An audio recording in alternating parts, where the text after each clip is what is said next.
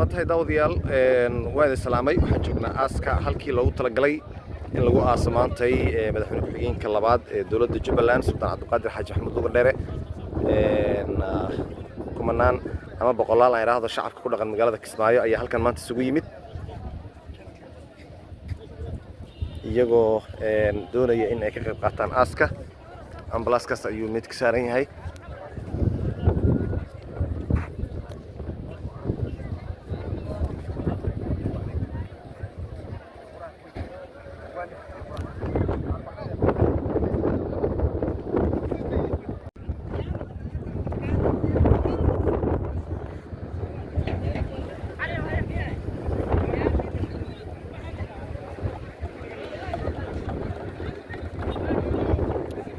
waxaa goobta soo gaaray madaxweyne Axmed Maxamed Islaam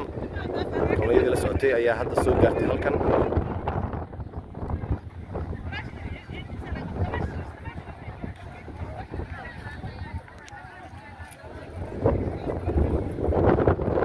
madaxweynaha ayaa hadda soo gaaray goobta iyadoo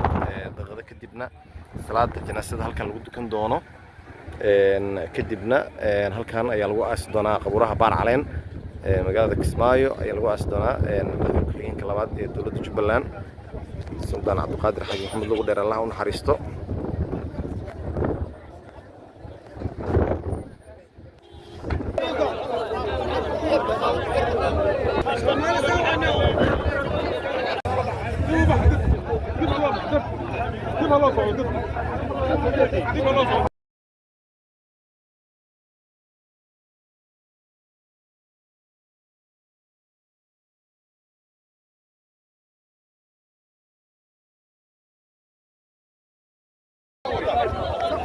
واتهاي هذا أيها ميتك السود الجي إذا كإذا سجار لو ترك لي صفقة لا قاعدين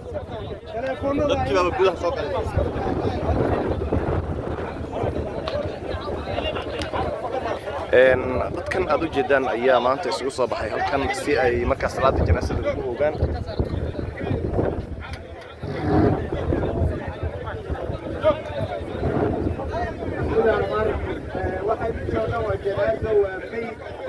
maanta magaalada Kismaayo looma kala harin aaska Allah u naxariistay Sultan Cabdiqaadir Xaaji Maxamed Luga Dheere oo qaybaha kala duwan ee bulshada iyo mas'uuliyiinta ugu sareysa dawladda Jubbaland ay isugu yimaadeen halkan madaxweynaha Jubbaland ayaa halkan jooga sidoo kale waxaa halkan jooga wasiirro xildhibaano iyo qaybaha kala duwan ee bulshada iyo saraakiisha ciidamada iyo qaybaha kala duwan ee bulshada ku dhaqan magaalada Kismaayo oo jeeda halkaas safan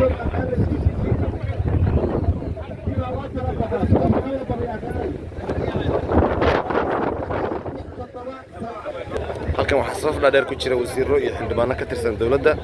Jubbaland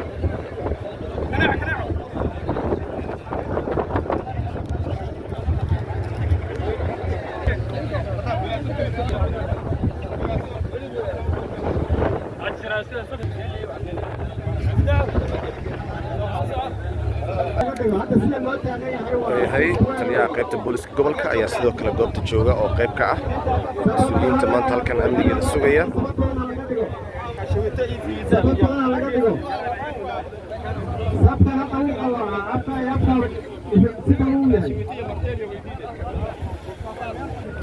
madaxweynaha dawladda Jubbaland ayaa hadda soo gaaray goobtan madaxweyne Axmed Maxamed Islaam halka aaska ama salaada janaasada lagu dukan doono